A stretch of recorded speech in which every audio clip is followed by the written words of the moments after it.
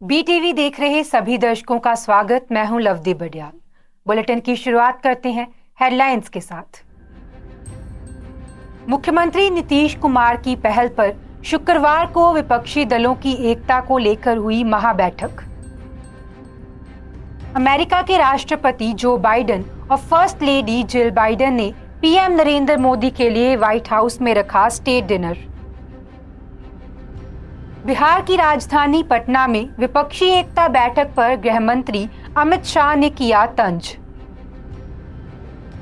जम्मू कश्मीर में भारतीय सेना और पुलिस के एक संयुक्त अभियान में मिली बड़ी सफलता। अब खबरें विस्तार के साथ। बिहार के मुख्यमंत्री नीतीश कुमार की पहल पर शुक्रवार को विपक्षी दलों की एकता को लेकर महाबैठक बुलाई गई। राजधानी पटना में मुख्यमंत्री के आवास पर शुक्रवार को हुई ये बैठक करीब 4 घंटे चली। इस बैठक में राहुल गांधी, ममता बनर्जी, अरविंद केजरीवाल, महबूबा मुफ्ती, शरद पवार, मल्लिकार्जुन खड़गे, उद्धव ठाकरे, अखिलेश यादव, एमके स्टालिन और हेमंत सोरेन समेत करीब 15 दलों के नेता मौजूद रहे। प्रेस कॉन्फ्रेंस में बिहार के मुख्यमंत्री नीतीश कुमार ने कहा कि एक साथ चुनाव लड़ने पर सहमति बनी है। बता दें कि राहुल गांधी ने कहा कि हिंदुस्तान की नींव पर आक्रमण हो रहा है, इतिहास पर, संस्थान पर बीजेपी आक्रमण कर रही है। ये विचारधारा की लड़ाई है और हमने निर्णय लिया है कि हम एक साथ काम करेंगे। उन्होंने ये भी कहा कि थोड़े थोड़े मतभेद होते रहेंगे। वहीं मल्लिकार्जुन खड़गे ने कहा कि सभी राज्यों के लिए अलग अलग सीटों पर चर्चा होगी और एजेंडा भी तय होगा। शरद पवार ने कहा कि हम सब साथ लड़ेंगे और आपसी मतभेद छोड़कर आगे बढ़ेंगे। बता दें कि कुछ ही दिनों में विपक्ष की अगली बैठक शिमला में होगी। अमेरिका के राष्ट्रपति जो बाइडेन और फर्स्ट लेडी जिल बाइडेन ने प्रधानमंत्री नरेंद्र मोदी के लिए व्हाइट हाउस में स्टेट डिनर रखा। बता दें कि मोदी का अमेरिका दौरे का ये तीसरा दिन है। इस मौके पर उन्होंने डिनर के लिए आभार जताया। उन्होंने कहा कि खास सत्कार के लिए मैं दिल से आभारी हूँ। मैंने देखा है कि मेहमान नवाजी से प्रभावित होकर कई बार लोग गाना भी गाने लगते हैं। काश मुझ में भी गाने की कला होती तो मैं भी गाना सुनाता। भारतीय मूल के लोग हर क्षेत्र में आगे बढ़ रहे हैं। धीरे धीरे दोनों देशों के लोग एक दूसरे को बेहतर समझ रहे हैं। बता दें कि मोदी और बाइडेन ने दोनों देशों की पार्टनरशिप, दोस्ती, दो महान देशों के विकास, साझेदारी के लिए टोस्ट किया। आपको बता दें कि इस डिनर में फर्स्ट लेडी जिल बाइडेन समेत 200 गेस्ट मौजूद रहे। भारतीय सेना और पुलिस के एक संयुक्त अभियान में बड़ी सफलता मिली है। दरअसल शुक्रवार को सुरक्षा बलों ने कुपवाड़ा में हिमाचल सेक्टर के काला जंगल में 4 आतंकवादियों को मार गिराया। जम्मू कश्मीर पुलिस ने बताया कि आतंकवादी पाक अधिकृत जम्मू कश्मीर से हमारी सीमा में घुसपैठ करने की कोशिश कर रहे थे। मारे गए घुसपैठियों से भारी मात्रा में हथियार और गोला बारूद बरामद किया गया है।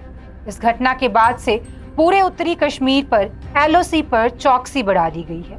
सेना ने सभी फील्ड कमांडरों को दुश्मन के किसी भी दुस्साहस का मुंह तोड़ जवाब देने के लिए कहा है। बता दें कि संबंधित सैन्य अधिकारियों ने बताया कि इस घुसपैठ को केंद्रीय गृह मंत्री अमित शाह के दौरे के दौरान कश्मीर में किसी बड़े आतंकी हमले और श्री अमरनाथ की वार्षिक तीर्थ यात्रा के दौरान अफरा तफरी फैलाने की आतंकी साजिश के साथ जोड़कर देखा जा रहा है। उन्होंने बताया कि घटना के बाद से पूरे उत्तर कश्मीर पर एलओसी पर चौकसी बढ़ा दी गई है। सेना ने सभी फील्ड कमांडरों को दुश्मन के किसी भी दुस्साहस का मुंह तोड़ जवाब देने को कहा है। बिहार की राजधानी पटना में विपक्षी एकता बैठक पर गृह मंत्री अमित शाह ने तंज किया है। जम्मू में शुक्रवार को एक रैली में शाह ने कहा कि आज पटना में एक फोटो सेशन चल रहा है। कितनी भी पार्टियां मीटिंग में आए लेकिन वह कभी साथ नहीं होंगे। उन्होंने आगे कहा कि विपक्ष के नेता प्रधानमंत्री नरेंद्र मोदी और एनडीए को चुनौती देना चाहते हैं। मैं उन्हें बताना चाहता हूं कि पीएम मोदी 2024 के लोकसभा चुनाव में 300 से अधिक सीटों के साथ सरकार बनाएंगे। बता दें कि पटना में आज नीतीश कुमार के नेतृत्व में विपक्षी एकता के लिए 15 से ज्यादा दलों की बैठक चली।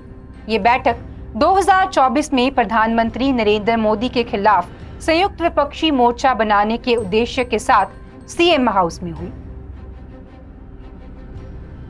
दिल्ली के मुख्यमंत्री अरविंद केजरीवाल महाबैठक में शामिल होने के बाद पटना से रवाना हो गए। बता दें कि वह संयुक्त प्रेस वार्ता में भी शामिल नहीं हुए।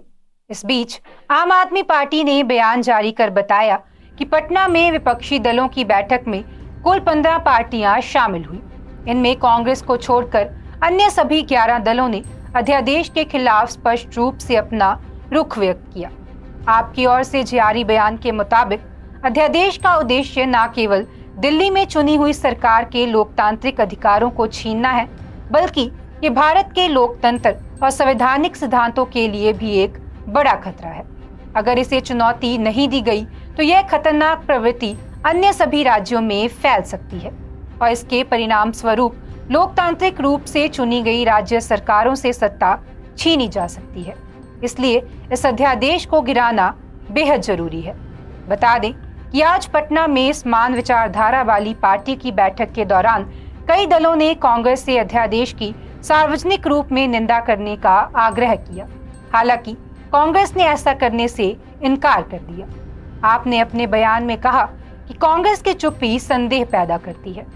आम आदमी पार्टी ने अपने बयान में स्पष्ट किया कि जब तक कांग्रेस सार्वजनिक रूप से अध्यादेश की निंदा नहीं करती और घोषणा नहीं करती कि उनसे अभी 31 राज्यसभा सांसद राज्यसभा में अध्यादेश का विरोध करेंगे। आपके लिए समान विचारधारा वाले दलों की भविष्य की बैठकों में भाग लेना मुश्किल होगा।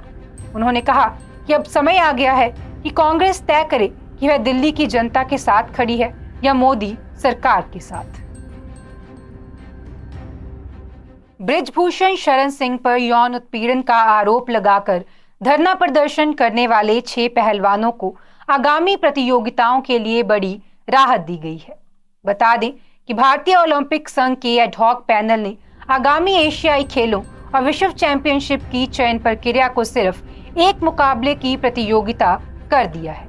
इन पहलवानों को इन दोनों प्रतियोगिताओं की भारतीय टीम में जगह बनाने के लिए सिर्फ ट्रायल के विजेताओं को हराने की जरूरत होगी। 6 पहलवानों में विनेश फोगाट, बजरंग पूनिया, साक्षी मलिक, संगीता फोगाट, सत्यव्रत कादियान और जितेंद्र किन्हा को छूट मिली है। बता दें ये पहलवान 5 से 15 अगस्त के बीच ट्रायल के विजेताओं से भिड़ेंगे। गौरतलब है कि बजरंग विनेश को चोट से बचाने के लिए पहले भी ट्रायल से छूट दी गई है, लेकिन संगीता, सत्यव्रत और जितेंद्र को ऐसी छूट पहले कभी नहीं मिली। चंडीगढ़ के सेक्टर 34 में 24 जून को देश के रक्षा मंत्री राजनाथ सिंह की रैली है। बता दें कि वह नरेंद्र मोदी सरकार की 9 वर्ष की उपलब्धियों को गिनाने के लिए देश भर में छेड़ी गई मुहिम के तहत चंडीगढ़ में प्रगतिशील भारत रैली को संबोधित करेंगे। आपको बता दें कि इस रैली को लेकर चंडीगढ़ कांग्रेस ने सवाल खड़े कर दिए हैं। चंडीगढ़ महिला कांग्रेस की प्रधान दीपा दुबे ने भाजपा प्रधान अरुण सूद और चंडीगढ़ की सांसद किरण खेर से कहा है कि अगर उनकी अंतरात्मा में जरा भी चेतना है तो केंद्रीय मंत्री की रैली जंपिंग ग्राउंड सेक्टर 38 के पास करवाएं। दीपा दुबे ने कहा कि रक्षा मंत्री को भी हकीकत से रूबरू होना चाहिए। उनकी रैली उस एरिया में कराने से रक्षा मंत्री को एहसास हो जाएगा कि डड्डू माजरा के आसपास रहने वाले लोग किस तरह की सुरक्षा में जी रहे हैं। उनके स्वस्थ रहने से किसी को कोई मतलब नहीं। दुबे ने कहा कि इस साल शहर में कई बार मोदी सरकार के मंत्री शहर का दौरा करने आए और शहर वासियों को बहुत बड़े बड़े लुभाने वाले वादे किए, लेकिन धरातल पर कोई भी वादा पूरा नहीं हुआ। शहर की जनता बेहद समझदार है, वह सब जानती और समझती है। उन्होंने आगे कहा कि 2024 के चुनाव में चंडीगढ़ के नागरिक जुल्मों में फंसने वाले नहीं। पंजाब सरकार पराली की समस्या के प्रति पूरी तरह से संजीदा नजर आ रही है। सरकार ने पराली प्रबंधन के लिए अभी से कदम उठाने शुरू कर दिए हैं। सरकार ने किसानों, सहकारी समितियों और पंचायतों से पराली प्रबंधन की मशीनरी खरीदने के लिए दी जाने वाली सब्सिडी हासिल करने के लिए आवेदन मांगे हैं। बता दें कि कि किसानों को पराली प्रबंधन के लिए खरीदी गई उसी मशीनरी पर सब्सिडी मिलेगी जो उन्होंने सरकार से रजिस्टर्ड डीलर से खरीदी होगी। मुख्य कृषि अधिकारी जसवंत राय ने बताया कि आवेदकों को मशीन की खरीद के लिए पोर्टल के माध्यम से स्वीकृति पत्र जारी किए जाएंगे। उन्होंने बताया कि लाभार्थी किसान को विभाग द्वारा अनुमोदित एवं पोर्टल पर पंजीकृत किसी भी मशीनरी डीलर से निर्धारित समय के भीतर अपनी पसंद की मशीनें खरीदनी होगी।